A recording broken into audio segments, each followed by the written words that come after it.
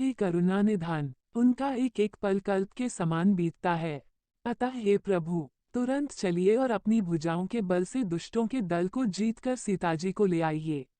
सीताजी का दुख सुनकर सुख के धाम प्रभु के कमल नेत्रों में जल भर आया और वे बोले, मन, वचन और शरीर से जिसे मेरी ही गति, मेरा ही आश्रय है, उसे क्या स्वप्न में भी विपत्ति हो सकती है।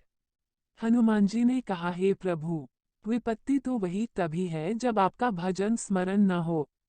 हे प्रभु, राक्षसों की बात ही कितनी है, आप शत्रु को जीतकर जानकी जी को ले आवेंगे।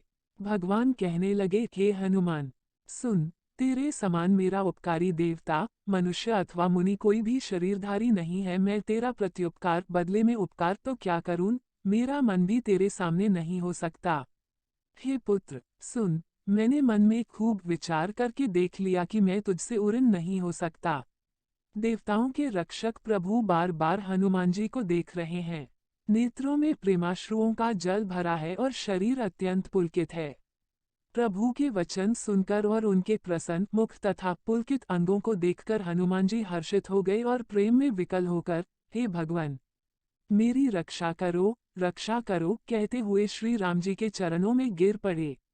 प्रभु उनको बार बार उठाना चाहते हैं, परंतु प्रेम में डूबे हुए हनुमान जी को चरणों से उठना सुहाता नहीं।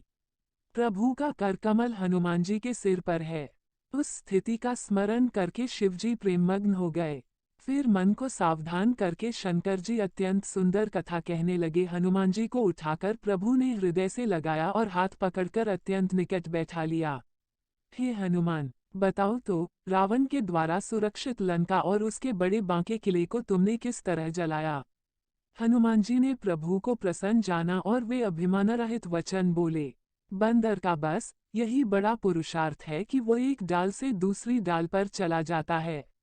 मैंने जो समुद्र लांघकर सोने का नगर जलाया और राक्षसगण को मारकर अशोक वन को उजाड़ डाला, ये सब तो हे श्री रघुनाथ जी, आप ही का प्रताप है। हे नाथ, इसमें मेरी प्रभुता बड़ाई कुछ भी नहीं है। हे प्रभु, जिस पर आप प्रसन्न हो उसके लिए कुछ भी कठिन नहीं है। आपके प्रभाव से रुई, जो स्वयं बहुत जल्दी जल जाने वाली वस्तु है, बड़वानल को निश्चय ही जला सकती है, अर्थात असंभव भी संभव हो सकता है। हे नाथ, मुझे अत्यंत सुख देने वाली अपनी निश्चल भक्ति कृपा करके दीजिए। हनुमान जी की अत्यंत सरल वाणी सुनकर, हे भवानी, तब प्रभु श्री रामचंद्र जी ने एवमस्तु ऐसा ही हो कहा।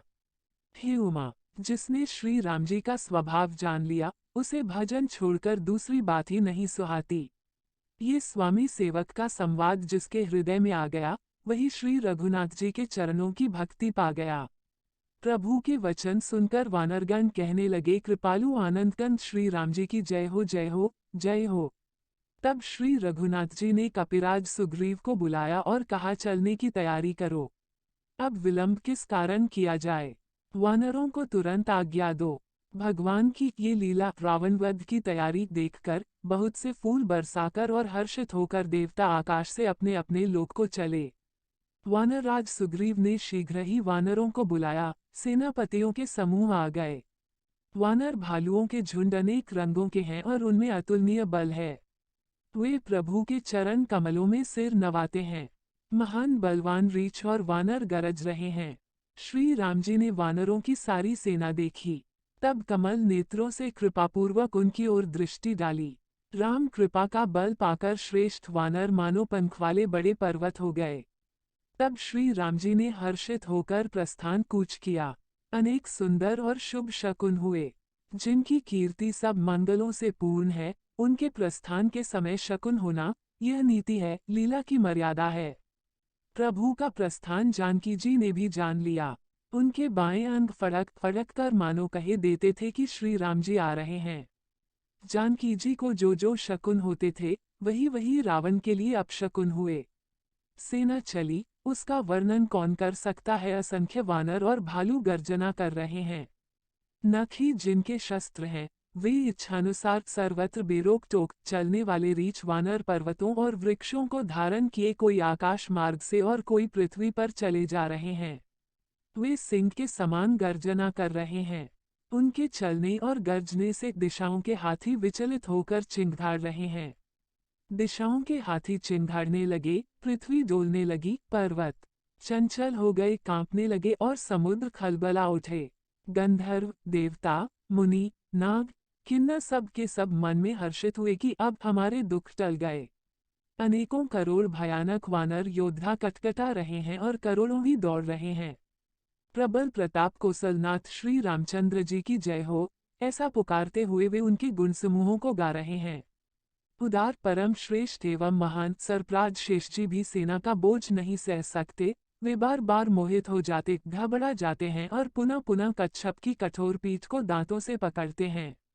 ऐसा करते अर्थात बार बार दांतों को गड़ाकर कच्छप की पीठ पर लकीर सी खींचते हुए वे कैसे शोभा दे रहे हैं, मानो श्री रामचंद्र जी की सुंदर प्रस्थान यात्रा को परम सुहावनी जानकर उसकी अचल पवित्र कथा को सरप्राज शेष जी कच्छप की पीठ पर लिख रहे हो। इस प्रकार कृपानिधान श्री राम जी समुद्र तट पर जा उतरे। अनेकों रीछ वानर वीर जहां तहां फल खाने लगे। वहां लंका में जब से हनुमान जी लंका को जला कर गए, तब से राक्षस भयभीत रहने लगे। अपने अपने घरों में सब विचार करते हैं कि अब राक्षस कुल की रक्षा का कोई उपाय नहीं है, जिसके दूत का बल वर्णन नहीं किया जा सकता। उसके स्वयं नगर में आने पर कौन भलाई है, हम लोगों की बड़ी बुरी दशा होगी। दूतियों से नगरवासियों के वचन सुनकर मंदोदरी बहुत ही व्याकुल हो गई। वो एकांत में हाथ जोड़कर पति रावण के चरणों लगी और नीतिरस में पगी हुई वाणी बोली, हे प्रियतम, श्री हरि से विरोध छोड़ दीजिए। मेरे कहने को अत्यंत ही हितकर जानकर हृदय में धारण कीजिए। जिनके दूत की करनी का विचार करते ही, स्मरण आते ही राक्षसों की स्त्रियों के गर्भ गिर जाते हैं। हे प्यारे स्वामी, यदि भला चाहते हैं तो अपने मंत्री को बुलाकर उसके साथ उनकी स्त्री को भेज दीजिए। सीता आपके कुल रूपी कमलों के वन को दुख देने वाली जाड़े की रात्रि के समान आई है। हे नाथ, सुनिए, सीता को दिए लौटाए बिना शंभु और ब्रह्मा के किए भी आपका भला नहीं हो सकता।